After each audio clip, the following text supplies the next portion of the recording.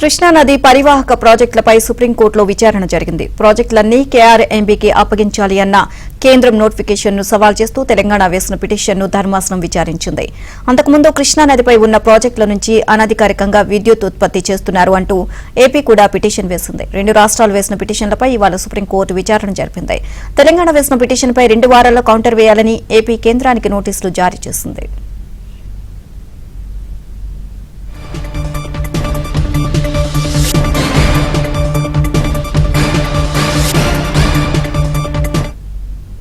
ఇదే అంశానికి సంబంధించి మరిన్ని అప్డేట్స్ మా ఢిల్లీ బ్యూరో చీఫ్ కృష్ణ నాయుడు తెలుసుకుందాం. కృష్ణ, దీనికి సంబంధించి పూర్తి అప్డేట్స్ ఏంటి?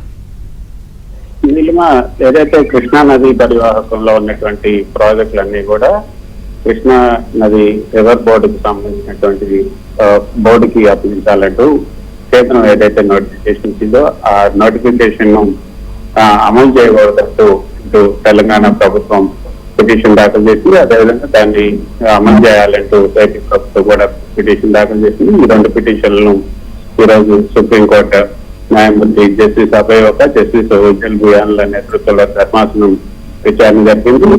కృష్ణా నది ప్రాజెక్టు నుంచి అనధికారికంగా విద్యుత్ ఉత్పత్తి చేస్తూ నీటిని వాడుతున్నారు. అందుకు అనుగుణంగా తెలంగాణ జారీ చేసినటువంటి జీవోను రద్దు చేయాలంటూ ఆంధ్రప్రదేశ్ ప్రభుత్వం మరో పిటిషన్ దాఖలు చేసింది.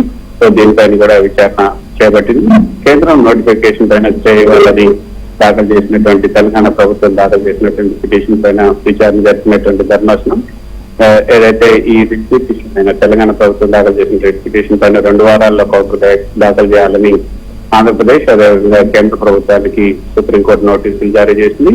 ఇరు ప్రభుత్వాలు కౌంటర్ దాఖలు చేసిన వారం రోజుల్లో రిజైండర్ ఫైల్ చేయాలని కూడా ఈ యొక్క ఏపీ అదేవిధంగా కేంద్ర ప్రభుత్వానికి అదేవిధంగా తెలంగాణ ప్రభుత్వానికి కూడా ధర్మాసనం ఆదేశాలను జారీ చేసింది. Thank you Krishna.